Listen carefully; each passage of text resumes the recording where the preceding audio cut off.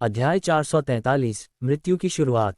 यह क्या मजाक है? जब सब कुछ ठीक है तो ट्रेनिंग बेस में अचानक कोई भूत कैसे प्रकट हो सकता है?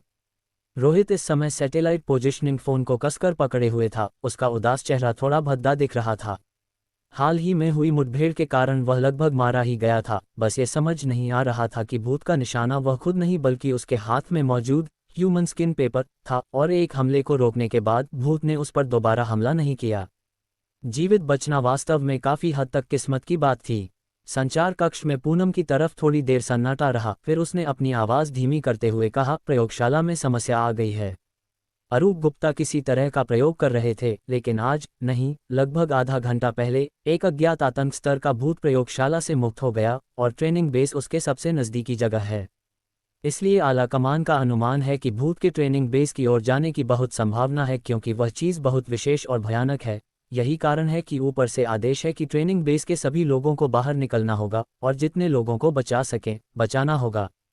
अरूप गुप्ता। रोहित की भौहें तन गईं। वह ऐसी गलती कैसे कर सकते हैं? पूनम ने कहा, आप अरूप गुप्ता को दोष नहीं दे सकते। मैंने सुना है कि जब वह आपसे बात करने के लिए बाहर गए थे तब प्रयोगशाला में समस्या हुई थी, इसलिए वह पूरी तरह से दोषी नहीं है। इसके पीछे कोई और कहानी भी हो सकती है। पूनम ने आगे कहा, अब इस बारे में बात करने का समय नहीं है। ये बहुत अच्छा है कि आप अभी भी जीवित हैं। जल्दी से ट्रेनिंग बेस छोड़ दें। इस बार आपको किसी को बचाने की ज़रूरत नहीं है, बस अपनी सुरक्षा सुनिश्चित करें। रोहित के चेहरे के भाव थोड़े बदले।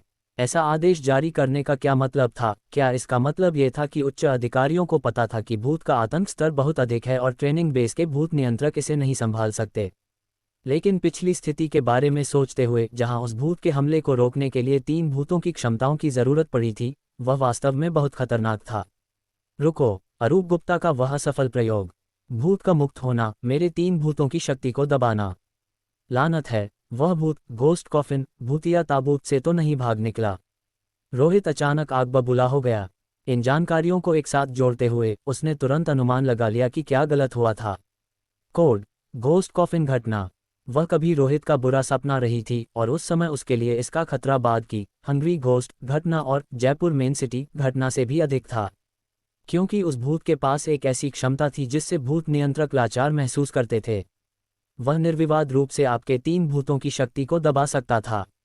दूसरे शब्दों में, यदि आपके नियंत्रित भूतों की संख्या 3 से कम है तो उस चीज का सामना करने पर आप बिना जवाबी कार्रवाई का मौका पाए तुरंत मारे जाएंगे। लेकिन रोहित को जिस बात ने और भी अधिक डरा दिया वह केवल यही नहीं थी, बल्कि यह तथ्य था कि यह क्षमता बढ़ सकती थी। यदि 3 भूतों को दबाने वाला वह भूत सफलतापूर्वक एक भूत नियंत्रक को मार देता है, तो वह उस नियंत्रक के शरीर से भूत को ले लेगा, और उसके बाद नियम बदलकर 4 भूतों को दबाने का हो जाएगा, और इसी तरह। एक बार जब यह एक निश्चित स्तर तक बढ़ जाएगा तो यह वास्तव में एक भयानक और अजेय अस्तित्व बन जाएगा। मुझे इतनी जानकारी नहीं है, मुझे बस इतना पता है कि इस बार यह बहुत खतरनाक है। रोहित, कृपया जल्दी भाग जाओ, मरना मत, मैं तुमसे विनती करती हूँ। पूनम की आवाज़ उत्तेजित थी, यहाँ तक कि उसमें याचना का स्वर भी था। अब इसके लिए थोड़ी देर हो चुकी है, मुझ पर अभी उस भूत ने हमला किया था। मैं बहुत भाग्यशाली हूँ। वह भूत जिस पहले व्यक्ति पर हमला करने वाला था वह मैं ही था, लेकिन अब अन्य भूत नियंत्रक मारे जा रहे होंगे, और वह भूत अब तक और शक्तिशाली हो गया होगा। रोहित ने छात्रावासों की दिशा में देखा। उसके माथे पर मौजूद भूतिया आंख बेचैनी से फड़कने लगी। यह एक बहुत बुरा संकेत था। हमें क्या करना चाहिए? पूनम को भी समझ नहीं आ रहा था कि क्या किया जाए। मेरे पास अभी भी कुछ संसाधन बचे हैं, मुझे बाहर निकल जाना चाहिए।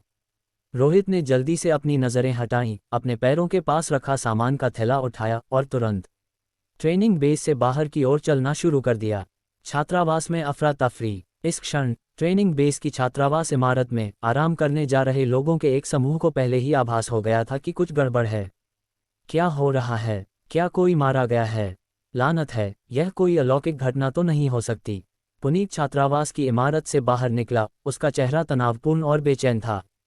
गलियारे में कदम रखते ही उसने चारों ओर छाए घने अंधेरे को देखा, जैसे उसने सब कुछ घेर लिया हो। मुझे अभी मुख्यालय से एक फ़ोन आया है, किसी ने कहा। उसके चेहरे पर डर साफ दिख रहा था। उन्होंने हमें तुरंत जाने के लिए कहा है, ये बताते हुए कि यहाँ निश्चित रूप से एक अलौकिक घटना घटी है। पुनीत, क्या तुमने रोहित को देखा है? अचानक अनिल जल्दी से वहां आया, उसके सख्त चेहरे पर घबराहट साफ थी। क्या वह शूटिंग रेंज में अभ्यास नहीं कर रहा था?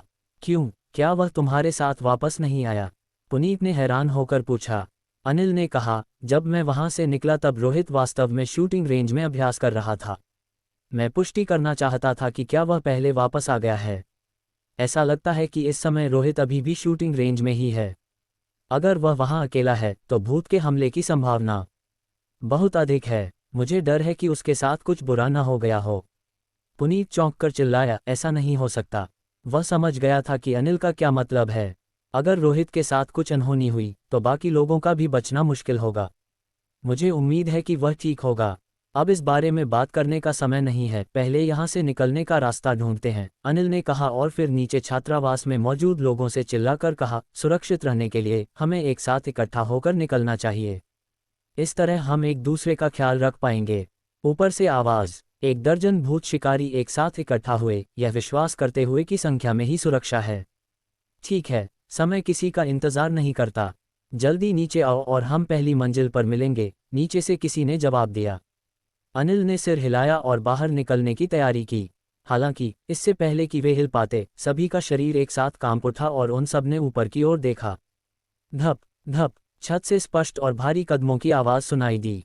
सब समझ गए, वे 5वीं मंजिल पर थे, जो सबसे ऊपरी मंजिल थी। उसके ऊपर सिर्फ छत थी। सबकी आंखों में अत्यधिक तनाव दिख रहा था। भूत पहले ही प्रकट हो चुका था और ठीक छत पर था। भागो! बिना सोचे समझे वे सभी भागने लगे। एक व्यक्ति तो पलट गया और सीधे 5वीं मंजिल से नीचे कूद गया। लेकिन दूसरों के आश्चर्य का ठिकाना न रहा जब जमीन पर पहुंचने से पहले ही वह भूत शिकारी हवा में लटक गया। छत से एक पुरानी पुआल की रस्सी नीचे उतरी थी, जिसने उस भूत शिकारी की गर्दन को एक अकल्पनीय और भयावह तरीके से जकड़ लिया था और फिर तुरंत कस गई। वह रस्सी। अनिल और पुनीत की पलकें हिंसक रूप से फड़कने लगीं। क्या वह रस्सी रोहित के हाथों में नहीं थी? उसने इसका इस्तेमाल लैम्बर्ट को बांधने के लिए किया था जब वह पिंगॉन होटल में पुनर्जीवित अवस्था में था। क्या इसका मतलब यह था कि रोहित मर चुका है? आगे सोचने का समय नहीं था। हवा में घोस्ट रोप, भूतिया रस्सी द्वारा फंसाया गया भूत शिकारी बेतहाशा संघर्ष कर रहा था। उसका चेहरा काला पड़ रहा था क्योंकि उसे धीरे धीरे ऊपर छत की ओर खींचा जा रहा था। बचाओ, मुझे बचाओ। अध्याय 444, अपरिहार्य सत्य। ट्रेनिंग बेस लगभग पूरी तरह से अंधेरे में घिरा हुआ था। रोहित हाथ में सामान लिए प्रवेश द्वार पर खड़ा था। उसका चेहरा गंभीर था और बाहें गहराई से तनी हुई थीं। फिर से यहीं उसने निकलने की पूरी तैयारी की थी और सफलतापूर्वक ट्रेनिंग बेस से बाहर भी निकल गया था, लेकिन बाहर एक चक्कर लगाने के बाद उसने खुद को वापस उसी शुरुआती बिंदु पर पाया। आगे बढ़ने पर भी हर बार ऐसा लगता जैसे कोई ट्रेनिंग बेस उसका इंतजार कर रहा हो। अंधेरे के भीतर की सभी सड़कें एक ही जगह की ओर ले जाती दिख रही थीं, जैसे उसे उसी स्थान की ओर फुसला रही हो जहां दुष्ट आत्माओं का वास था। ये बिल्कुल हुआंगगान गांव जैसी स्थिति है। तब वह एक ऐसा गांव था जिससे मैं बाहर नहीं निकल पा रहा था, और अब यह एक ट्रेनिंग बेस है जिसे मैं छोड़ नहीं सकता। क्या अरूप गुप्ता ने जिस भूतिया चीज को आज़ाद किया है, उसने पूरी तरह से हुआंगगान गांव के भूत की विशेषताओं को अपना लिया है। इसके अलावा इस तरह के भूत का डोमेन क्षेत्र बहुत विशेष होता है। हुआंगगान गांव में अपने समय के दौरान रोहित ने अपने घोस्ट डोमेन का उपयोग किया था, लेकिन फिर भी उस क्षेत्र पर इसका कोई प्रभाव नहीं पड़ा था। कारण सरल था, पूरा गांव ही उस भूत का हिस्सा था। इसलिए वहां घोस्ट डोमेन का प्रयोग करना व्यर्थ था। जब तक कि तीसरे स्तर या उससे उच्च स्तर के घोस्ट डोमेन का मौका न मिले, रोहित ने मन ही मन सोचा। हालांकि उसने अभी तक अपने स्वयं के घोस्ट डोमेन का उपयोग न करने का फैसला किया, क्योंकि वह निश्चित था कि कितने परतों की आवश्यकता होगी। क्या होगा अगर इसमें 5 परतों या 7 की आवश्यकता पड़ी? घोस्ट कैंडल, भूतिया मोमबत्ती का उपयोग करता हूं, उसने निर्णय लिया। अरूप गुप्ता की टीम अब इनका उत्पादन कर सकती थी और उसका जीवन इस संसाधन से कहीं अधिक महत्वपूर्ण था। भयानक हरी लौ। उसने एक लाल घोस्ट कैंडल निकाली और उसे जल्दी से जला दिया। उसकी डरावनी हरी लौ टिमटिमा उठी, जिससे रोहित के चेहरे पर एक अजीब सी भयावह चमक फैल गई। मोमबत्ती सामान्य रूप से जल रही है, जो साबित करता है कि आसपास कोई भूत नहीं है। लेकिन इसकी उम्मीद थी, भूत इसके बजाय दूसरों पर हमला करने के लिए मुड़ गया है। प्रति व्यक्ति एक हमला? नहीं, ये सही नहीं है। भूत ने पहले मुझ पर नहीं, बल्कि ह्यूमन स्किन पेपर पर हमला किया था। उस समय ऐसा इसलिए था क्योंकि मेरे पास 3 भूत थे, घोस्ट रोप, घोस्ट आई और हेडलेस घोस्ट शैडो। मैंने उस चीज के साथ एक संतुलन बना लिया था। हुआंगगान गांव के नियम जटिल नहीं थे। यदि किसी व्यक्ति के पास 2 से कम भूत हों तो उन पर बिना किसी जवाबी कार्रवाई के हमले किए जाएंगे। बाद में भूत ने गिरीश के साथ बनाए रखे संतुलन को तोड़ दिया और एक ऐसे अस्तित्व में विकसित हो गया जिसे झेलने के लिए 3 भूतों की आवश्यकता थी। यही कारण था कि रोहित, गिरीश और हरीश पाल जीवित बच पाए थे। लेकिन अब मैंने घोस्ट रोप खो दी है। मेरे पास केवल 2 भूत बचे हैं, जिसका अर्थ है कि अगला हमला मुझ पर हो सकता है। यह महसूस करते हुए रोहित को असहजता महसूस हुई। अगर वह ह्यूमन स्किन पेपर को बचाने के चक्कर में न पड़ता तो वह उस इकाई के हाथों अपनी घोस्ट रोप नहीं खोता। घोस्ट कैंडल को पकड़े हुए वह चलता रहा। मोमबत्ती धीरे धीरे जल रही थी, जो एक प्रारंभिक चेतावनी के रूप में काम कर रही थी। यदि हमला होता तो मोमबत्ती तुरंत जलकर खत्म हो सकती थी, जैसा कि पिछली बार जयपुर मेन सिटी के सीजर होटल में हुआ था। कुछ मिनटों तक तेजी से चलने के बाद अचानक अंधेरा छट गया और एक बार फिर ट्रेनिंग बेस के द्वार उसके सामने खुल गए। वह दूसरी बार वहीं खड़ा था। क्या मैं वास्तव में घोस्ट कैंडल के साथ भी नहीं निकल सकता? रोहित ने लॉ की ओर देखा और उसे बुझाने का फैसला किया। वह अस्थायी सुरक्षा के लिए इसे बर्बाद नहीं करना चाहता था। घोस्ट आइज का संचय स्टैकिंग। क्या मुझे तीसरे स्तर या उससे उच्च स्तर के घोस्ट डोमेन का उपयोग करना चाहिए? रोहित ने अपनी दूसरी योजना पर उम्मीदें टिका दीं। वह जानता था कि वह जितना अधिक विलंब करेगा, अन्य भूत शिकारियों को मारने के बाद वह भूत उतना ही भयानक होता जाएगा। उसके माथे पर घोस्ट आई पहले से ही खुली और बेचैन थी। ये पहली घोस्ट आई थी जिसने घोस्ट डोमेन की एक परत खोली। फिर उसने अपना हाथ उठाया और उसकी हथेली पर एक और घोस्ट आई उभर आई। 2 परतें। एक लाल रास्ता आगे बढ़ा लेकिन अंधेरे ने उसे निगल लिया। उसने अपना दूसरा हाथ उठाया और तीसरी घोस्ट आई दिखाई दी। तीसरी परत एक रूपांतरण का प्रतीक थी। एक लाल रास्ते ने अंधेरे को चीर दिया, जो दृष्टि से परे तक फैल गया। हालांकि इस दृश्य के भीतर रोहित को बाहरी दुनिया नहीं दिखी, केवल एक काली दीवार दिखी जिसने रास्ते को रोक रखा था। 3 परतें भी काम नहीं कर रही हैं। उसका दिल बैठ गया। चौथी परत की कोशिश करते हैं। घोस्ट डोमेन को एक के ऊपर एक जोड़ने स्टैकिंग से उसके भीतर के दुष्ट भूतों के जागने का खतरा बहुत बढ़ गया था। उसकी घोस्ट आइज पहले ही 9 तक पहुंच चुकी थी, जो पूर्ण पुनरुत्थान की कगार पर थीं। उसने पहले हेडलेस घोस्ट शैडो के साथ इसे दबाने में कामयाबी हासिल की थी, लेकिन इस स्तर पर शैडो शायद पर्याप्त न हो। चौथी घोस्ट आई प्रकट हुई।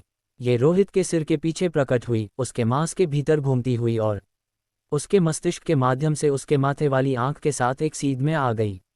भयानक खोज। उसका पूरा शरीर ऐसा महसूस हो रहा था जैसे उसे चीरकर अलग किया जा रहा हो।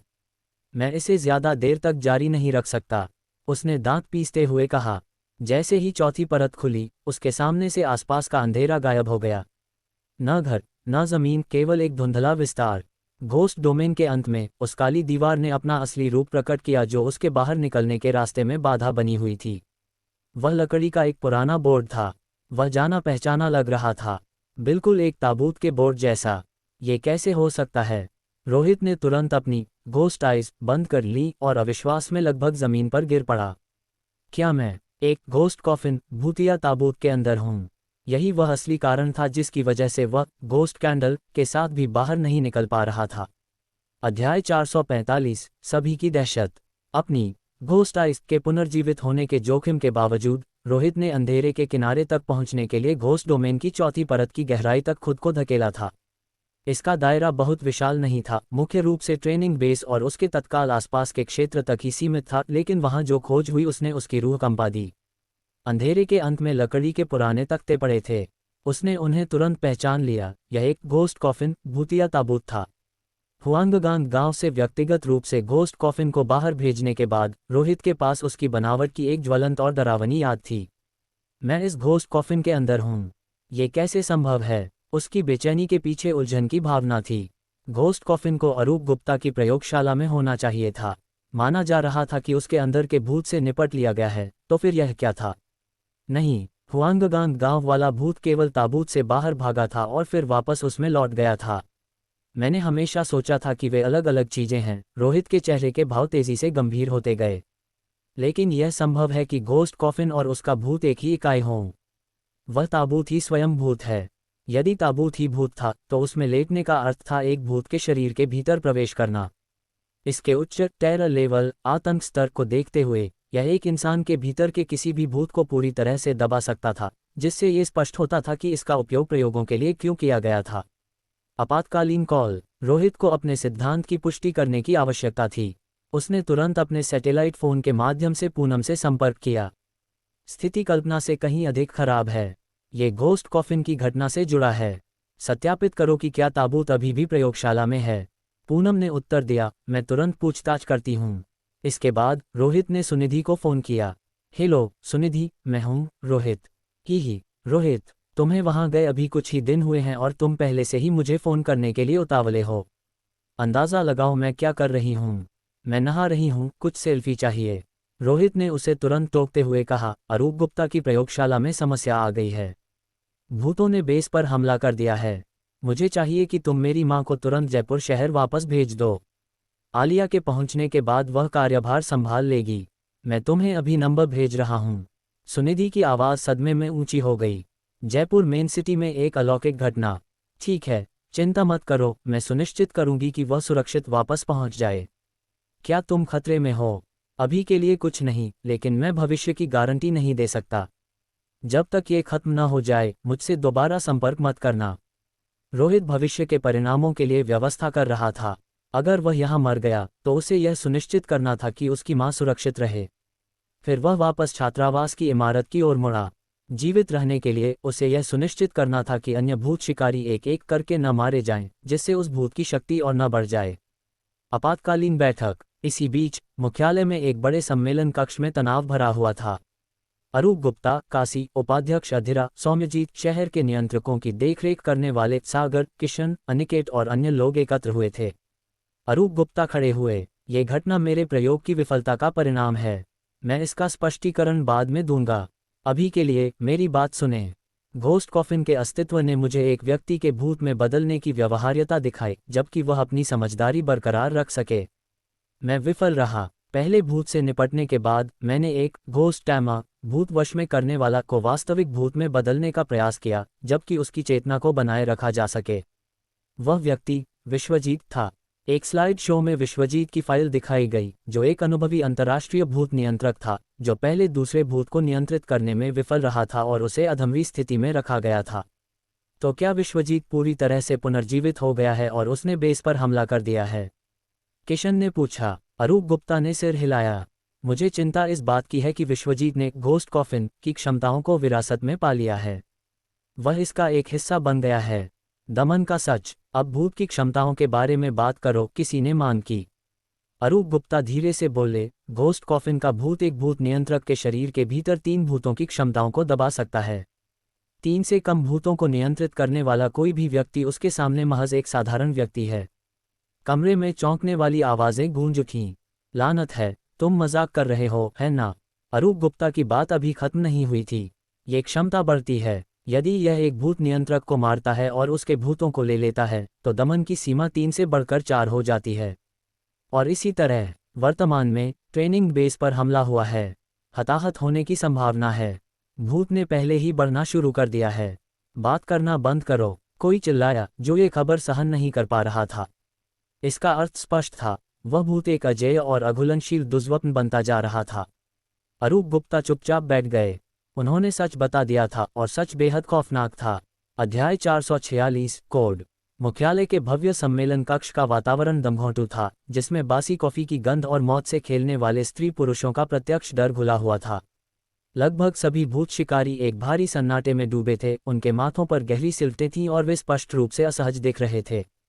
वे विशिष्ट अंतर्राष्ट्रीय भूत शिकारी थे, फिर भी अरूप गुप्ता द्वारा दी गई जानकारी के बोझ ने उन्हें अंधेरे से डरने वाले बच्चों जैसा महसूस करा दिया था। यदि यह अलौकिक घटना उनकी अपेक्षा के अनुरूप नुकसान पहुंचाती, तो उनके पास इसका सामना करने के अलावा कोई विकल्प नहीं होता, भले ही वे डरे हुए हों। लेकिन प्रस्तुत तर्क के अनुसार वे बस इसका मुकाबला नहीं कर सकते थे। शुरुआत के लिए उनमें से अधिकांश के पास 3 भूतों की शक्ति को रोकने का कोई तरीका नहीं था।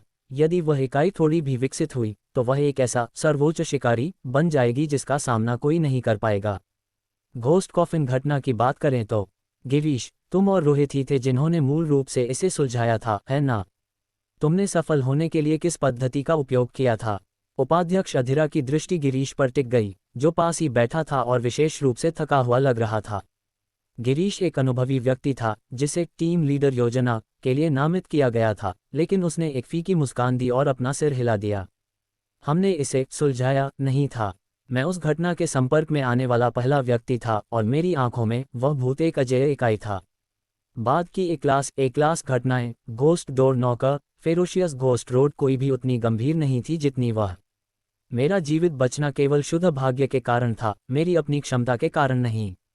लेकिन तुमने एक बार इसे नियंत्रित किया था, जयपुर मेन सिटी के नेता सौम्यजीत ने भारी आवाज में बीच में टोकते हुए कहा। तुम्हारे पास साझा करने के लिए अनुभव जरूर होगा। अनुभव कुछ है, गिरीश ने उत्तर दिया। भूत ताबूत से भाग निकला था और उसके नियम बिल्कुल वही थे जो अरूप गुप्ता ने बताए। यदि आपके पास अपने 3 भूत नहीं हैं तो आप मरे हुए के समान हैं। हालांकि भूत व्यक्ति के आधार पर निर्णय नहीं लेता, वह क्षेत्र के आधार पर निर्णय लेता है। यदि एक कमरे में 3 से कम भूत नहीं हैं तो वह पैटर्न रुका रहता है। हमें एक टीम के रूप में काम करना होगा। उस स्थिति में अभी भी आशा है। कई लोग बुदबुदाए, उनकी आंखें चमक उठी। नहीं, इसे इतना सरल मत बनाओ, गिरीश ने अपनी बात जारी रखी। उसकी आंखों में एक काली याद झलक रही थी। दूसरा लक्षण सबसे अधिक निराशाजनक है। उस भूत को वास्तव में कभी सीमित नहीं किया जा सकता। यदि आप ऐसा करते भी हैं तो वह एक अलग पहचान, एक अलग तरीके के साथ आपके ठीक बगल में फिर से प्रकट हो जाएगा। ये तब तक अनिश्चित काल तक फिर से शुरू होता रहता है जब तक कि हर कोई मर न जाए। लानत है, ये तो बहुत विकृत है, प्रीतम नामक एक भूत शिकारी ने कहा। ये केवल बी क्लास था। ये तो एस क्लास की सामग्री है। रोहित ने उस घटना से निपटने के बाद हंग्री घोस्ट घटना को सुलझा लिया। ये किसी चमत्कार से कम नहीं है। फ्रैंक सकल और ताबूत की कील, द कॉफिन नेल। बात करना बेकार है, एक तीखी सूट पहने युवक ने मेज थपथपाते हुए कहा। उसकी नज़रें फौलादी थीं।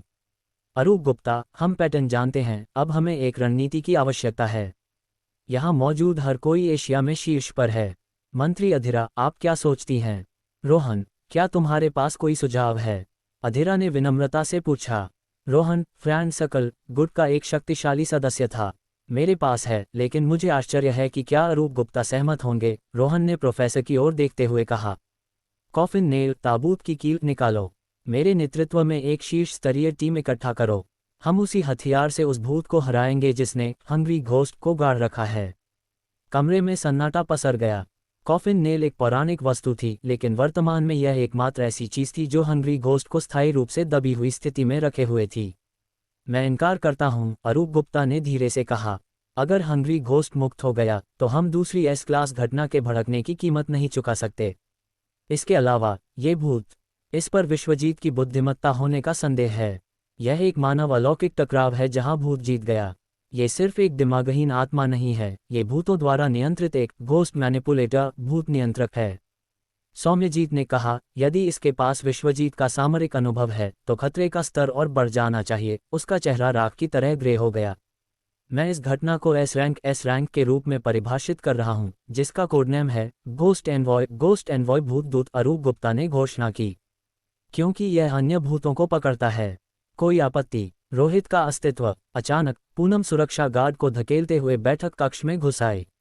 अरूप गुप्ता, रोहित ट्रेनिंग बेस में फंसा हुआ है। उसे आपसे तुरंत कुछ पुष्टि करने की आवश्यकता है। रोहित, वह अभी तक भागा नहीं। रोहन उपहास करते हुए बोला। तो वह मरे हुए के समान है। हमें उसे छोड़ देना चाहिए, उसकी संभावना शून्य है।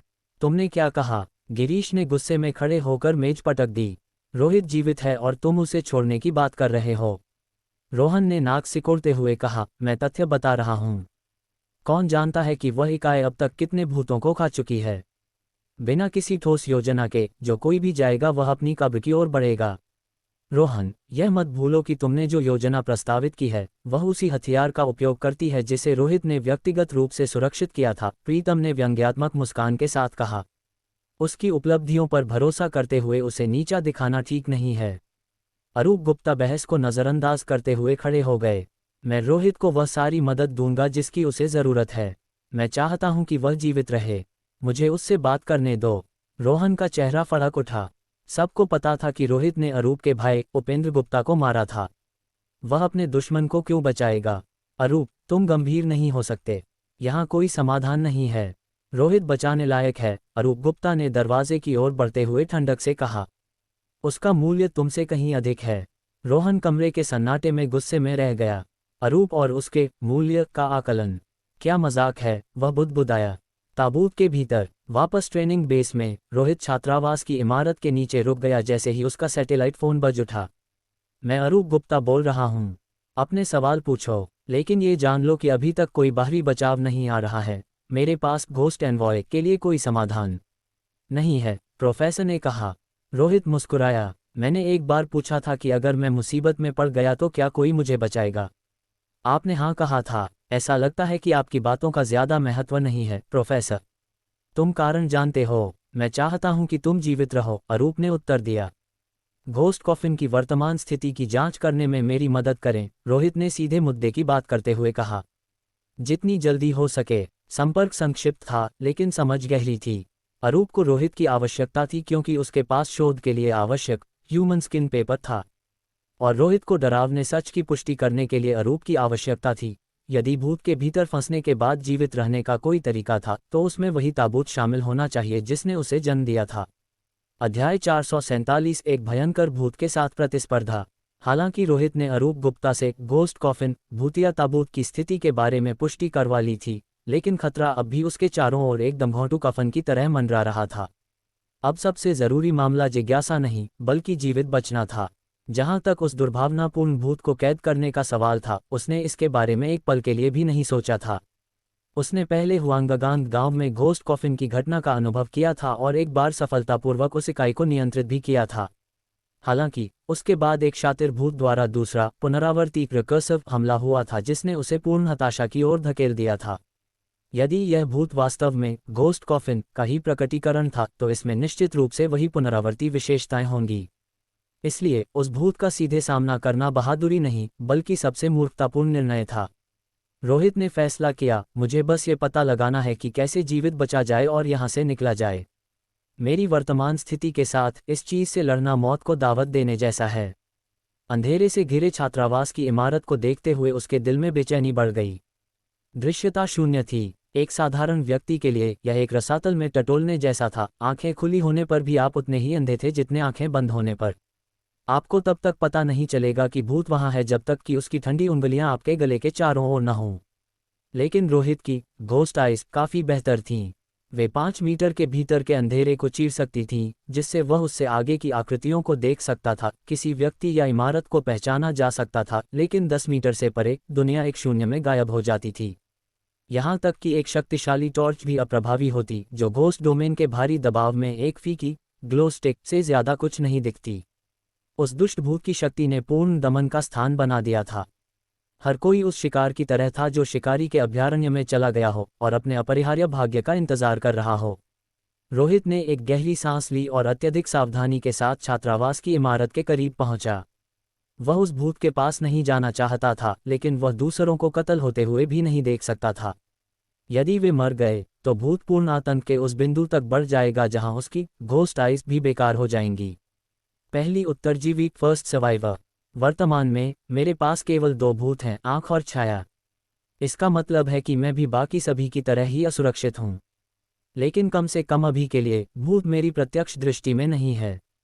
वह शायद खुद को विभाजित नहीं कर सकता, वह एक बार में केवल एक ही व्यक्ति को निशाना बना सकता है। रोहित तेजी से आगे बढ़ा, सीधी रेखा में नहीं बल्कि एक वक्र कर्व में, जानबूझकर आसपास का चक्कर लगाते हुए। उसका मानना था कि छात्रावास का आंतरिक हिस्सा खतरे का केंद्र है और यदि वह मदद कर सकता है तो वह अंदर कदम नहीं रखना चाहता था। उसने अनुमान लगाया कि अंधेरे और दिशा खो जाने के बीच कई भूत शिकारी रास्ता भटककर बाहरी घेरे में घूम रहे होंगे।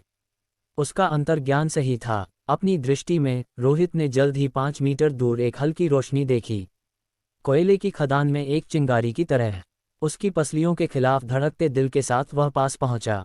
एक मानवीय आकृति उभरी। वह भी खुश नहीं हुआ। अंधेरे में एक आकृति उतनी ही आसानी से घोस्ट एनवॉय भूत दूत भी हो सकती थी।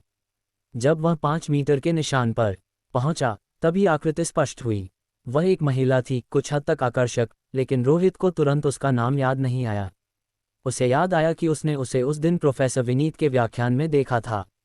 कौन, वहां कौन है? तेजी से पास आते कदमों की आवाज ने गुनगुन को, जो छात्रावास के पास भटक रही थी, बुरी तरह कांपा दिया। उसकी त्वचा पर रोंगटे खड़े हो गए और एक अकथनीय आतंक की भावना उस पर छा गई। मैं हूँ रोहित, अंधेरे से जानबूझकर धीमी की गई आवाज आई। गुनगुन की आंखों से लगभग आंसू निकल पड़े। तुम यहाँ कैसे? तुम्हारी तरह ही मैं भी इस मानव निर्मित गड़बड़ी में घसीटा गया हूँ। स्पष्टीकरण के लिए समय नहीं है। यदि तुम जीवित रहना चाहती हो तो मेरे पीछे आओ। यदि तुम भटकती रही तो तुम बस अपनी मौत का इंतजार कर रही हो। भूत जल्द ही तुम्हें निशाना बनाएगा। रोहित ने उसे जल्दबाजी नहीं की। वह शांति से बोला ताकि वह घबराकर अपनी अलौकिक शक्तियों से उस पर हमला न कर दे। अत्यधिक तनाव में एक भूत शिकारी की लड़ो या भागो, फाइट और फ्लाइट वाली प्रतिक्रिया सहयोगियों के लिए घातक हो सकती है। गुनगुन ने टूटती आवाज में कहा, मैं मरना नहीं चाहती, कृपया मुझे बाहर निकलने में मदद करो। मैं अपनी पूरी कोशिश करूंगा। मेरे कंधे का सहारा लो और मेरे पीछे आओ। किसी भी परिस्थिति में हाथ मत छोड़ना। ये भूत विशेष है, हमारे पास एकमात्र मौका सबको एक साथ इकट्ठा करने का है। अकेले तुम सिर्फ एक भोजन हो। मौत के खिलाफ दौड़। मैं समझ गई, गुनगुन ने रोहित के कंधे से थोड़ी गर्माहट महसूस करते हुए फुसफुसाया। मैंने पहले भी घटनाओं का सामना किया है, छोटी वाली, लेकिन मैं नियम जानती हूँ। बस बोझ मत बनना, रोहित ने जवाब दिया, उसे छात्रावास की ओर ले जाते हुए। वह इमारत को स्पष्ट रूप से नहीं देख पा रहा था, शून्य के खिलाफ केवल एक नुकीली आकृति दिख रही थी। उसे और लोगों की जरूरत थी। क्या तुम्हारे पास सैटेलाइट फोन है? मुख्यालय से संपर्क करो, देखो कि क्या हम दूसरों की स्थिति का पता लगा सकते हैं, रोहित ने आदेश दिया। मैं म्यूचुअल पोजिशनिंग, परस्पर स्थिति निर्धारण का उपयोग कर सकती हूँ, गुनगुन ने कहा। नहीं, इसमें दुर्घटनाओं की संभावना बहुत ज्यादा है, रोहित ने मना किया। फोन गिर जाते हैं, मृत व्यक्ति जवाब नहीं देते, हमें उन्हें कॉल करना होगा। यदि वे जवाब देते हैं और होश में लगते हैं तो हम उनके पास जाएंगे। केवल जीपीएस सिग्नल के आधार पर अपनी स्थिति तय करना हमें सीधे भूत की बाहों में ले जा सकता है। जैसे ही गुनगुन ने मुख्यालय से बात करना शुरू किया, वे छात्रावास के निचले हिस्से में पहुंच गए। रोहित के चेहरे के भाव कठोर हो गए। उसने खून देखा। फुटपाथ पर गाढ़ा लाल खून फैला हुआ था जो अभी तक जमा नहीं था। खून के पास उस चीज के टुकड़े थे जो कभी एक इंसान हुआ करता था। एक भूत शिकारी मारा गया है, रोहित ने ठंडक से कहा। उसकी उम्मीदें धुंधली पड़ रही थीं। मेरे द्वारा खोई गई गोस्ट रोप और इस मारे गए भूत शिकारी को मिलाकर भूत अब कम से कम 5 भूतों को दबा सकता है। हमारी तरफ तुम्हें मिलाकर हमारे पास केवल 3 हैं। भले ही मैं आपात स्थिति में छाया शैडो को मुक्त कर दूं, हम ज्यादा से ज्यादा 4 इकट्ठा कर सकते हैं। हम अभी भी अलग थलग हैं। हम अभी भी निशाने पर हैं। दौड़ शुरू हो चुकी थी। ये गति की प्रतियोगिता थी। क्या घोस्ट एनवॉय बिखरे हुए शिकारियों को उतनी तेजी से मार पाएगा जितनी तेजी से रोहित उन्हें इकट्ठा कर सकता है? यदि वह ये दौड़ हार गया तो जीवित बचे लोगों का कोई भी जमावड़ा व्यर्थ होगा, वे बस थोड़े बड़े समूह में मारे जाएंगे। बिना किसी हिचकिचाहट के वह सीढ़ियों में दाखिल हुआ। सीढ़ियां एक अवर्णनीय दबाव पैदा कर रही थीं और सन्नाटे में कदमों की हल्की भारी गूंज सुनाई दे रही थी। वे उसके नहीं थे और वे गुनगुन के भी नहीं थे। रोहित ने अपने हाथ में एक घोस्ट कैंडल भूतिया मोमबत्ती को कसकर पकड़ा। वह भी बुझी हुई थी, एक अनमोल संसाधन जिसे वह तब तक बर्बाद करने से मना कर रहा था जब तक कि अंधेरा उन्हें अपना बनाने के लिए हाथ न बढ़ा दे। उसने ऊपर चढ़ना शुरू किया। अध्याय 448 अंधेरे में प्रगति। रोहित को यह निश्चित रूप से पता नहीं था कि इस छात्रावास डॉर्मेटरी की इमारत के भीतर अभी भी कितने भूत शिकारी जीवित बचे थे। आखिरकार जब से यह घटना शुरू हुई थी, अन्य लोग पहले ही तितर-बितर हो चुके होंगे और क्षेत्र से भाग गए होंगे। संभवतः उनके पास मुख्यालय से सूचना प्राप्त करने तक का समय भी नहीं रहा होगा। उस भूत के मारने के तरीके पैटर्न को जानना तो दूर की बात थी, लेकिन ये स्थान सबसे घने अंधेरे में डूबा हुआ था, जिसका अर्थ था कि भूत और अन्य भूत शिकारी दोनों यहीं थे। रोहित केवल प्रवेश करने का जोखिम उठा सकता था, क्योंकि यदि वह इस यात्रा में अपना उद्देश्य पूरा नहीं कर पाता तो एक अनसुलझी अलौकिक घटना उसका इंतजार कर रही थी। यह एक अभूतपूर्व आतंक था। यदि वह भूत और अधिक शक्तिशाली होता गया तो परिणाम केवल निराशा ही होगा। वहां से भागने का कोई रास्ता नहीं था, उसका सामना करने की हिम्मत नहीं थी और उसे कैद कंटेनमेंट करने की कोई संभावना नहीं थी। पैटर्न की जानकारी होने के बावजूद बाहर निकलने का कोई मार्ग नहीं था। इसी विचार के साथ उसकी गति और भी तेज हो गई। धड़ाम! रोहित ने शारीरिक बल का प्रयोग करते हुए एक छात्रावास के कमरे का दरवाजा लात मारकर खोल दिया और तेजी से अंदर एक नजर डाली। कमरा उजाड़ था, एक भी व्यक्ति दिखाई नहीं दिया, लेकिन उसने अपनी खोज के प्रयासों को वहीं नहीं रोका, बल्कि अलग थलग पड़े किसी भी भूत शिकारी को खोजने के लिए अगले कमरे की ओर बढ़ गया। दूसरा कमरा खाली था और तीसरे का दरवाज़ा थोड़ा खुला हुआ था। अंदर किसी भूत शिकारी का सामान रखा था, फिर भी वह लोगों से रहित था, संभवतः त्वरित प्रतिक्रिया वाले किसी व्यक्ति द्वारा खाली करा लिया गया था। रोहित का दिल बैठने लगा। एक बार छात्रावास की इमारत से दूर जाने के बाद भले ही मृत्यु तुरंत न आए, लेकिन वह मरे हुए के समान ही था, क्योंकि भूत किसी अकेले लक्ष्य को नहीं बख्शेगा। केवल साथ रहने में ही जीवित रहने की संभावना थी। लेकिन असली चुनौती ये थी कि कम समय में सबको एक साथ कैसे इकट्ठा किया जाए। ये घोस्ट डोमेन था। एक भूत के नियंत्रण में अधिकांश भूत शिकारी अंधेरे के पार देख ही नहीं पा रहे थे और उनके खो जाने की संभावना अधिक थी। उसने मंजिल के आखिरी दरवाजे को लात मारकर खोला। अचानक रोहित ने किसी को कमरे के सबसे दूर कोने में अपने घुटनों को पकड़े हुए बैठे देखा। हालांकि उनके चेहरे पर एक तरह की शांति थी, लेकिन फिर भी उसमें बेचैनी और घबराहट साफ झलक रही थी। विशेष रूप से जब दरवाज़ा लात मारकर खोला गया तो वह व्यक्ति इतना डर गया कि उसने अपना मुंह ढक लिया। मैं रोहित हूँ। तुम इसी समूह के भूत शिकारियों में से एक हो, है ना? समझाने का समय नहीं है, तुरंत मेरे पीछे आओ, रोहित ने उस व्यक्ति को देखते हुए राहत महसूस करते हुए कहा। जब तक वे जीवित थे तब तक सब ठीक था। तुम रोहित हो। बाहर दुनिया में आखिर क्या हो रहा है? मैं उठा और मुझे महसूस हुआ कि मेरे आसपास कुछ गड़बड़ है। यहाँ निश्चित रूप से कोई अलौकिक घटना घट रही है, उस व्यक्ति ने पहले चौंकते हुए फिर राहत महसूस करते हुए गंभीरता से पूछा। रोहित ने पास आकर कहा, हाँ, एक अलौकिक घटना घटी है। यदि तुम जीवित रहना चाहते हो तो यहाँ मत रुको, वरना भूत जल्द ही तुम्हें मारने आ जाएगा। क्या तुम भूत के मारने के पैटर्न को जानते हो? यदि नहीं, तो मेरी तरह चुपचाप और स्थिर रहना ही सबसे सुरक्षित विकल्प है। यदि मैं बस इस अवधि को पार कर सकूं, तो भूत के आगे बढ़ने पर मैं जीवित बच जाऊंगा, उस व्यक्ति ने समझाया। स्पष्ट रूप से जीवित रहने के लिए उसकी अपनी रणनीति थी। और यह वास्तव में एक बहुत ही ठोस दृष्टिकोण था। अधिकांश अलौकिक घटनाओं में यदि लोग शांत और स्थिर रहते हैं, मूर्तियों की तरह नाटक करते हैं, तो उनके पास भूतों द्वारा लक्ष्य के रूप में चुने जाने से बचने की उच्च संभावना होती है। उनके जीने की संभावना उन लोगों की तुलना में बहुत अधिक होती है जो चिल्लाते हुए इधर उधर भागते हैं। वह भूत उन लोगों को निशाना बनाता है जो अकेले होते हैं। तुम्हारी यह पद्धति व्यवहारिक रूप से मौत को दावत देने जैसी है। मैं समझाने में और समय बर्बाद नहीं करना चाहता, अभी मेरे साथ चलो। मुझे दूसरों को ढूंढना है, रोहित ने उस व्यक्ति के पास पहुंचते हुए कहा और तुरंत उसे पकड़कर ऊपर खींच लिया। फिर उसने उनका हाथ अपने दूसरे कंधे पर रख दिया। मेरा हाथ मत छोड़ना, मैं यहाँ साफ देख सकता हूँ और मैं रास्ता दिखाऊंगा। ठीक है, ठीक है, उस व्यक्ति ने जवाब दिया। वह स्पष्ट रूप से घबराने लगा था और अब एक जगह रुकने की जिद छोड़ दी थी। वे तुरंत रोहित के पीछे छात्रावास की इमारत से बाहर निकल आए। जिन्हें यहाँ प्रशिक्षित करने के लिए नियुक्त किया गया था, वे कुछ क्षमता वाले भूत शिकारी थे। अधिकांश लोग अपने कार्यों को तौलना जानते थे। रोहित, एक खबर है।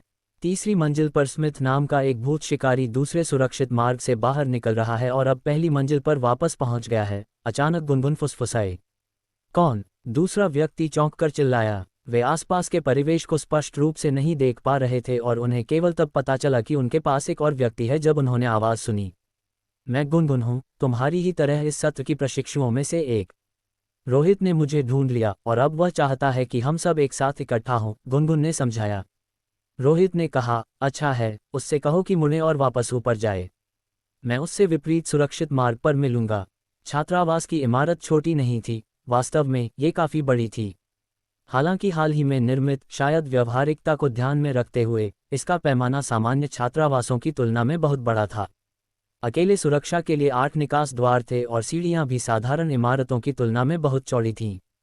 ये पूरी तरह से सुरक्षा कारणों से था ताकि आपातकालीन स्थिति में हर कोई कम से कम समय में बाहर निकल सके। हालांकि इसका नकारात्मक पक्ष ये था कि विशाल आंतरिक सज्जा के कारण लोगों के लिए अंधेरे में जल्दी से बाहर निकलने का रास्ता खोजना मुश्किल था। आगे का रास्ता साफ देख पाने के बावजूद रोहित को अपने परिवेश पर नजर रखनी थी और अपने पीछे के 2 लोगों का नेतृत्व करना था, इसलिए वह छात्रावास की इमारत में लापरवाही से नहीं भाग सकता था और केवल तेजी से आगे बढ़ सकता था। इस व्यक्ति को मिलाकर वर्तमान में हमारी ओर के भूतों की संख्या 4 है, लेकिन विशेष परिस्थितियों में ये संख्या 5 हो सकती है क्योंकि रोहित के पास अभी भी एक पकड़ा हुआ भूत है जिसे संकट के क्षण में छोड़ा और दबाया जा सकता है। हालांकि छात्रावास की इमारत के भीतर का भूत शुरू करने के लिए कम से कम 5 भूतों को दबा सकता है। इसलिए हम तीनों अभी भी अलग थलग हैं। इस समय छात्रावास की इमारत की 4थी मंजिल पर अंधेरे के पिछले आवरण के कारण घटनाएं बहुत अचानक घटी थीं। भूतों के आकस्मिक आक्रमण और उससे पहले एक ओझा एग्जॉसिस्ट की हत्या जिसे वे असहाय होकर देखते रहे थे, ने शेष लोगों को कुछ हिचकिचाहट के साथ आगे बढ़ने पर मजबूर कर दिया था।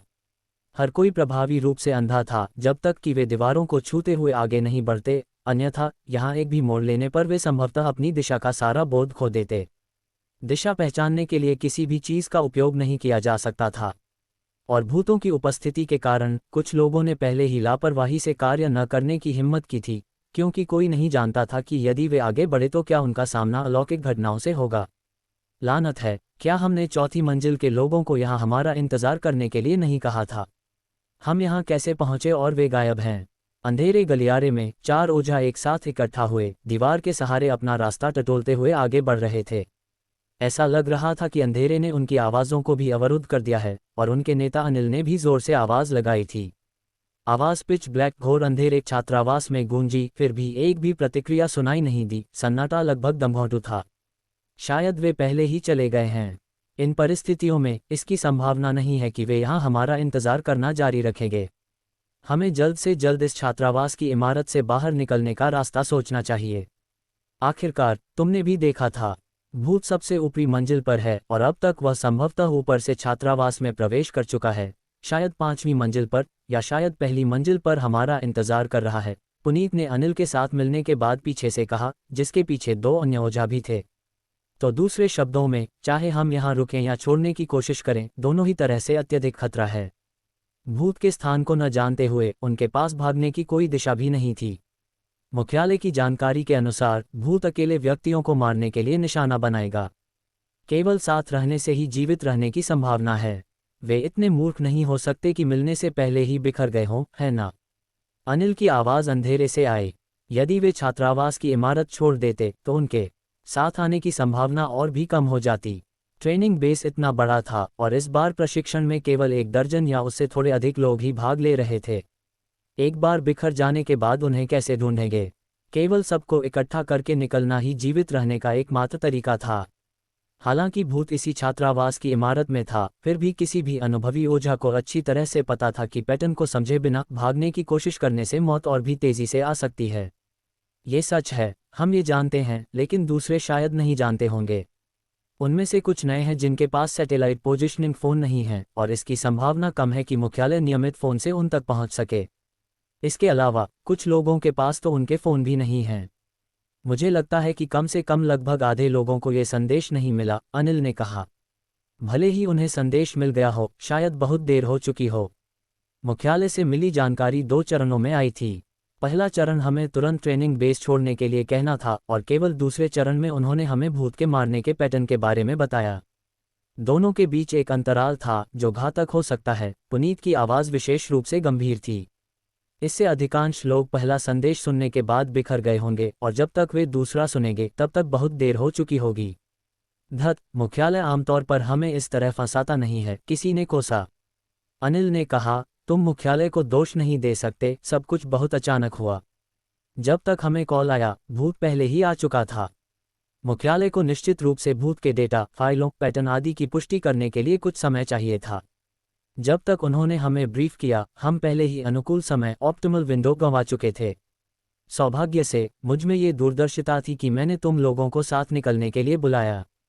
उस समय उसका विचार था कि अधिक लोग होने का अर्थ अधिक शक्ति है, और भूत का सामना होने पर भी वे मुकाबला कर सकते हैं।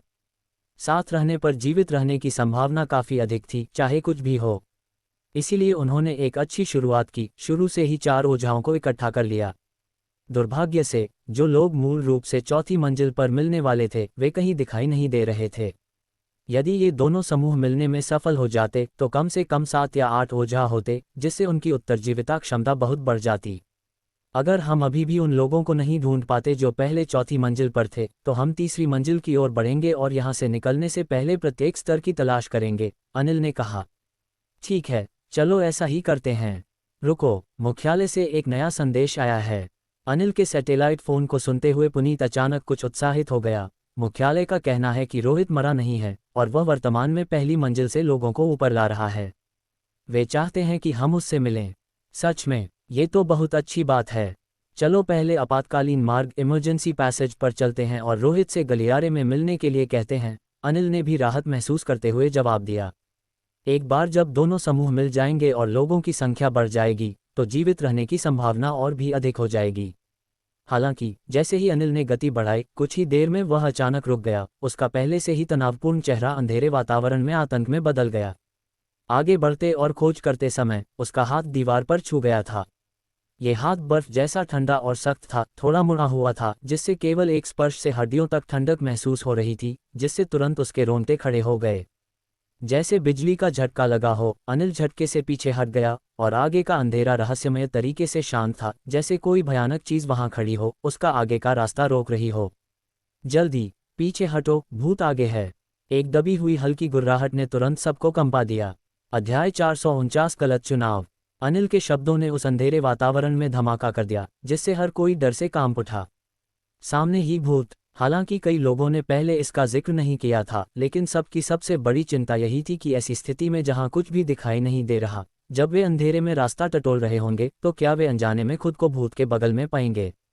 अपनी चिंताओं के बावजूद हर कोई अभी भी भाग्य के भरोसे एक उम्मीद पाले हुए था कि वे इतने बदकिस्मत नहीं होंगे कि उनका सामना उससे हो जाए। हालांकि क्रूर वास्तविकता ने उन्हें बताया कि भाग्य जैसी कोई चीज नहीं थी। सबसे बुरा परिणाम आखिरकार सामने आ ही गया। उनका सामना छात्रावास की चौथी मंजिल पर एक असली भूत से हो गया, और हास्यास्पद बात यह थी कि वह भूत नहीं था जिसने उन्हें ढूंढा था, बल्कि वे खुद थे जिन्होंने भूत को ढूंढ लिया था। भागो। हर किसी के मन में केवल एक ही विचार था, वहां से भागना। बिना किसी हिचकिचाहट के वे मुड़े और दौड़ पड़े। अनिल की चेतावनी और उनकी कार्रवाई शुरू होने के बीच 3 सेकंड से भी कम का समय बीता था। उन्होंने पहले ही चर्चा की थी, खतरे की स्थिति में किसी को हिचकिचाना नहीं चाहिए, बस जिसे बचाया जा सके उसे बचाओ। चूंकि यह भूत एक अजेय अनसॉल्वेबल उपस्थिति था, इसलिए भूत शिकारी गोस्ट बस्टर्स आम लोगों की तुलना में बहुत थोड़े ही बेहतर थे। अंधेरे गलियारे में पागलों की तरह भागने वाले कदमों की आवाज गूंज उठी। चारों भूत शिकारी मुड़े और उस आतंक से खुद को दूर करने के लिए पूरी ताकत से दौड़ने लगे जो पीछे अंधेरे में समाया हुआ था। अनिल भी पीले पड़े चेहरे के साथ वहां से भाग निकला। मुख्यालय से उसे इस भूत के बारे में पहले ही काफी जानकारी मिल चुकी थी, और इसी समझ की वजह से उसने दूसरों के साथ मिलकर इस भूत को पकड़ने की कोशिश नहीं की। ये चीज महज कैद नहीं की जा सकती थी। भले ही आप एक बार सफल हो जाएं, लेकिन आपका इंतजार भूत के हमले की दूसरी लहर और फिर तीसरी लहर करती, जब तक कि उसका लक्ष्य मारा न जाए। वे अपनी जान बचाकर भाग रहे थे और पीछे डर मंडरा रहा था। हर व्यक्ति का दिल तेजी से धड़क रहा था, और वे सभी स्पष्ट रूप से जानते थे कि यदि भूत ने उन्हें निशाना बनाया तो बिना किसी संघर्ष के मौत निश्चित थी। इस स्तर की अलौकिक इकाई के सामने आपके द्वारा नियंत्रित भूत नगण्य थे। लानत है, हम इतने बदकिस्मत कैसे हो सकते हैं कि भूत सामने ही हमारा इंतजार कर रहा था। इस बार वह किस पर हमला करेगा? मुझ पर, या पुनीत नाम के उस लड़के पर, या अन्य 2 पर? अनिल कांपते हुए दौड़ रहा था। हालांकि वह तेजी से हाँफ रहा था, लेकिन उसने सोचना नहीं छोड़ा। अलौकिक घटनाओं से निपटने का उसका यही अनुभव था। स्थिति कितनी भी भयानक क्यों न हो, कभी अपना मानसिक संतुलन न खोएं। उसे मुझे ही निशाना बनाना चाहिए। आखिर मैं ही भूत के सबसे करीब था, और मैंने ही उसे अभी छुआ था। अनिल का चेहरा ठंडे पसीने से भीग गया था। वह खुद को खोया हुआ महसूस कर रहा था। उसे नहीं पता था कि वह अब कहाँ है। छात्रावास की इमारत बड़ी थी और गलियारे चौड़े। रोशनी में तो दिशाएं आसानी से पहचानी जा सकती थीं, लेकिन इस अंधेरे वातावरण में वही विशालता बाधा बन गई थी। धड़ाम। अनिल दीवार के कोने से टकरा गया, उसका सिर चकराने लगा और वह जमीन पर गिर पड़ा। ये वही चौराहा है जहां से हम पहले गुजरे थे। उसने महसूस किया कि उसकी नाक से खून बह रहा है, लेकिन उसने उसकी परवाह नहीं की और चौराहे से अपनी स्थिति का अंदाजा लगाया। हालांकि जब वह जल्दी से उठने की कोशिश कर रहा था, तो अचानक उसने पाया कि आसपास रहस्यमय तरीके से सन्नाटा छाया हुआ है। पहले वह दूसरों के भागने के कदमों की आवाज़ सुन पा रहा था, लेकिन अब वहां केवल चुप्पी थी।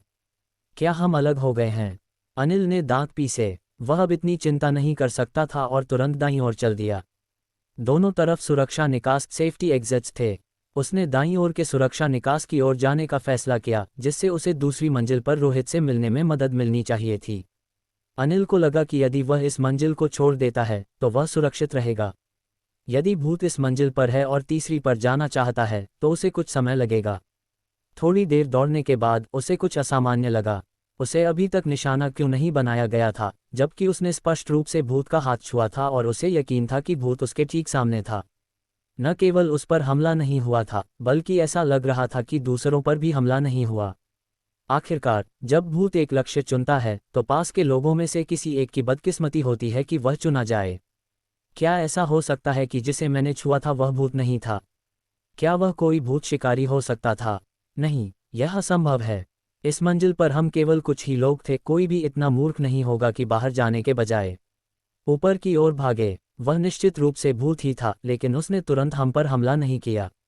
लानत है, मैंने गलत निर्णय लिया। अचानक अनिल को अपनी गलती का एहसास हुआ और वह झुंझलाहट में दांत पीसने लगा। भूत से उसका सामना होना सही था, लेकिन उन चारों ने भूत के मारने की शर्तों को पूरा नहीं किया था, इसलिए वे सुरक्षित थे। दूसरे शब्दों में, उस समय वे चारों अकेले नहीं थे। लेकिन ये भी सही नहीं था। 4 लोग, जिनमें से प्रत्येक एक भूत को नियंत्रित करता है, कुल मिलाकर यह 4 भूत हुए। लेकिन मुख्यालय की जानकारी के अनुसार वह भूत कम से कम 5 को दबा सकता था, और यह संख्या केवल बढ़ेगी, कम नहीं होगी। 5 निश्चित रूप से 4 से अधिक है। नहीं, वह बात नहीं है, हमारी तरफ से 4 नहीं बल्कि 6 भूत जुड़ते हैं। अनिल को अपनी विशेष स्थिति याद आई। अलौकिक घटनाओं से निपटते समय उसने एक बार 2 भूतों को खा लिया था।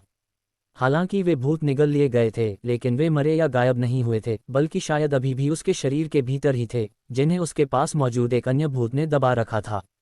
इसलिए ये कहना सही था कि अकेले अनिल के भीतर 3 भूत समाहित थे।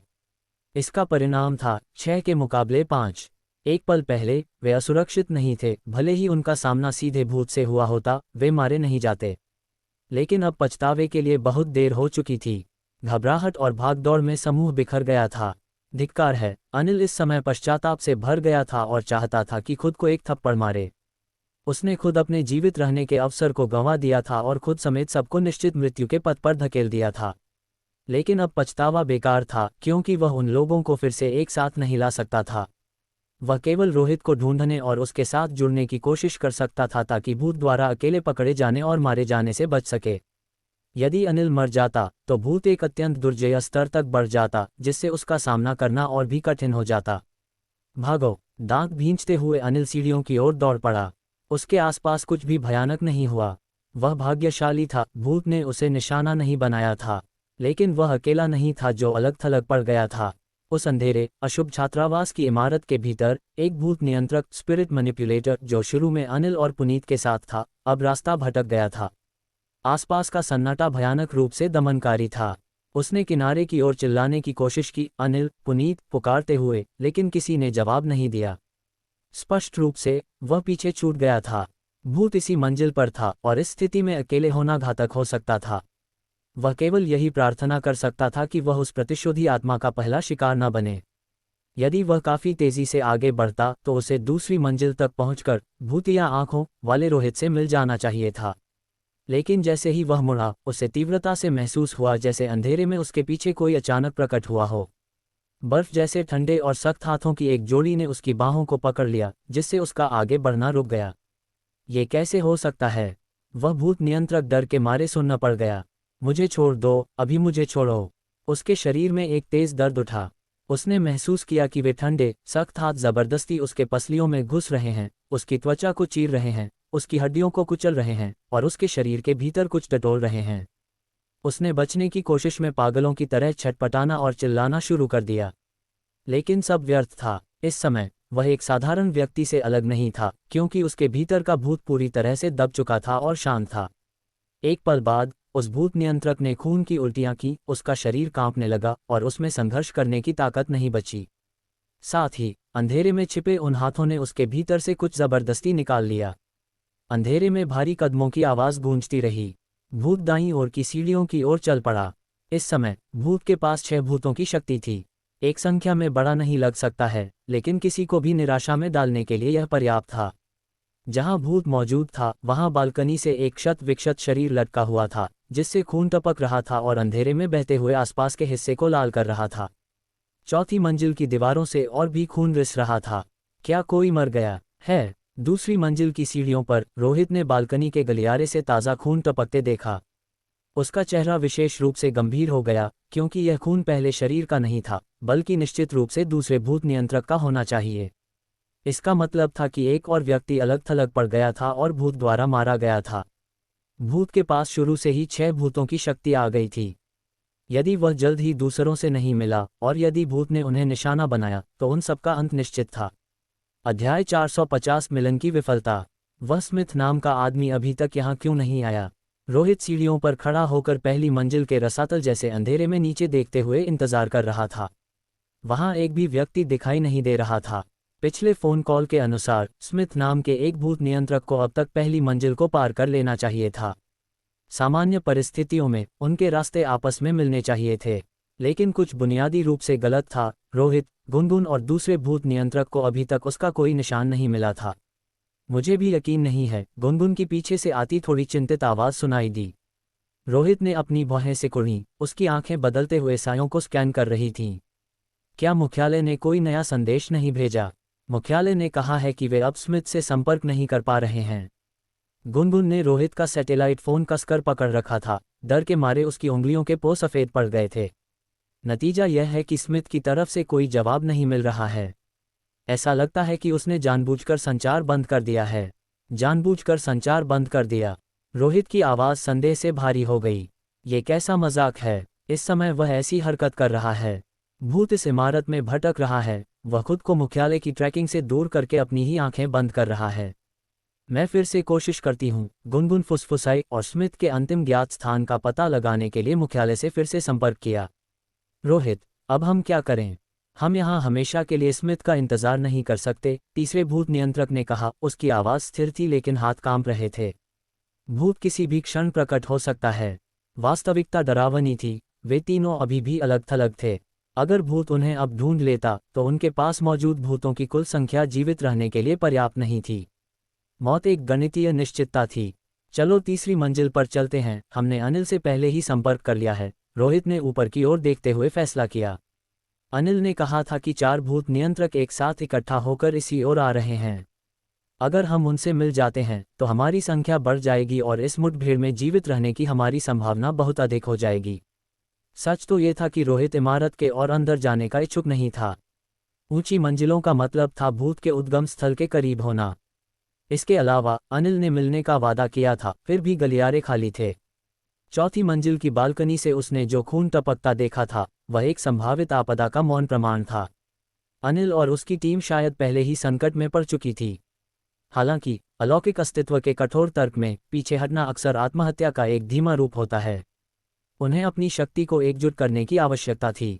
वह सावधानी से सीढ़ियां चढ़ा, उसकी दृष्टि अप्राकृतिक अंधेरे को भेद रही थी। वहां सन्नाटा था, एक बेचैन करने वाला सन्नाटा। अचानक गुनगुन ने हाँफते हुए मुख्यालय से एक नया अपडेट दिया। हमने स्मिथ की स्थिति का पता लगा लिया है। वह बहुत तेजी से ट्रेनिंग बेस के प्रवेश द्वार की ओर बढ़ रहा है। वह पूरी तरह से क्षेत्र छोड़कर भाग रहा है। रोहित के कदम ठिठक गए, उसका चेहरा बर्फ की तरह सख्त हो गया। उसने हमें यहाँ मिलने के लिए कहा और खुद निकास की ओर भाग गया। वह कमीना हमें चारे के रूप में इस्तेमाल कर रहा है। वह हमें इस छात्रावास में, जो कि गतिविधियों का केंद्र है, भूत का ध्यान भटकाने के लिए छोड़ रहा है ताकि वह खुद को घोस्ट डोमेन से बाहर निकलने का समय दे सके। उसने ऐसा क्यों किया होगा? गुनगुन ने इस ठंडी गणना से भयभीत होकर पूछा। जीवित रहने के लिए, रोहित ने घृणा से कहा।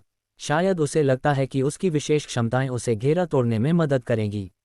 मुझे उसके जाने की परवाह नहीं है। एक कम इंसान मरेगा तो ठीक है, लेकिन जानबूझकर हमें खतरे के क्षेत्र में फंसाकर हमारे जीवन का इस्तेमाल ध्यान भटकाने के लिए करना, यह एक ऐसा कर्ज है जिसे मैं वसूल कर रहूंगा। स्मिथ के धोखे की वजह से बर्बाद हुआ हर एक सेकंड उस भूत को और शक्तिशाली बना रहा था। इस ट्रेनिंग बेस में नियंत्रकों की संख्या एक सीमित संसाधन थी। यदि भूत आधे से अधिक लोगों को मार देता है तो दमन सप्रेशन का संतुलन हमेशा के लिए अलौकिक शक्ति के पक्ष में चला जाएगा। रोहित, अगर उसके पास बाहर निकलने का कोई रास्ता है तो क्या हमें उसका पीछा नहीं करना चाहिए? दूसरे नियंत्रक ने सुझाव दिया। रोहित ने उपहास किया। वह इस घोस्ट डोमेन की वास्तविक प्रकृति को नहीं समझता। वह खुद को चतुर समझता है, लेकिन समूह छोड़कर उसने जीवित रहने का अपना आखिरी वास्तविक मौका भी गंवा दिया है। मैं बस यही उम्मीद करता हूं कि भूत उसे इतनी जल्दी न मारे, क्योंकि अगर भूत ने ऐसा नहीं किया तो मैं उसे मारूंगा। तीसरी मंजिल पर मुठभेड़। वे तीसरी मंजिल पर पहुंचे ही थे कि तभी एक आकृति ऊपर से सीढ़ियों से नीचे की ओर दौड़ती हुई आई, जो अंधेरे में लड़खड़ा रही थी। वह व्यक्ति आंखें मूंदकर भाग रहा था और लगभग रोहित से टकरा ही गया। रोहित ने लोहे जैसी पकड़ के साथ उसे दीवार से सटा दिया। पुनीत, मैं हूँ। पुनीत पहले तो चौंक गया और अपनी दबी हुई शक्तियों से प्रहार करने ही वाला था, लेकिन आवाज़ पहचानते ही वह कांप उठा।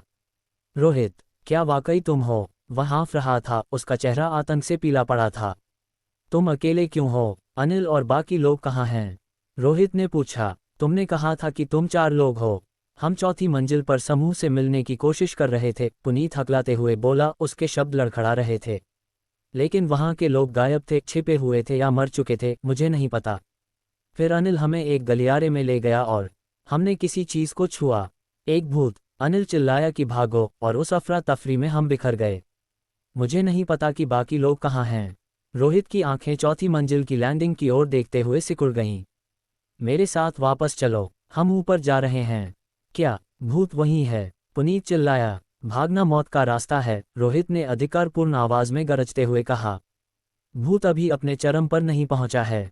अगर हम अभी बचे हुए लोगों को इकट्ठा नहीं करते हैं तो हमें एक एक करके चुन लिया जाएगा। क्या तुम अभी अपनी जान के लिए लड़ना चाहते हो, या बाद में बेसमेंट में गिरने का इंतजार करना चाहते हो जब कोई उम्मीद नहीं बचेगी? गलत चुनाव करोगे तो लाश बन जाओगे। तुम पहले भी इन चीज़ों से निपट चुके हो, तुम जानते हो कि मैं सही हूँ। पुनीत ने रोहित की ठंडी और दृढ़ आंखों में देखा और धीरे से सिर हिलाया। मैं समझ गया, मैं चलूंगा। अब 4 लोगों का ये समूह चौथी मंजिल पर अंधेरे के केंद्र की ओर वापस मुड़ गया। वे अनिल और किसी भी अन्य जीवित नियंत्रक की तलाश कर रहे थे। हालांकि उनकी संख्या बढ़ गई थी, लेकिन दबाव भी बढ़ रहा था। अंधेरे में कहीं वह भूत जो पहले ही कई जाने ले चुका था, अपनी अगली चाल की गणना कर रहा था, और दमन की सीमा कम होती जा रही थी।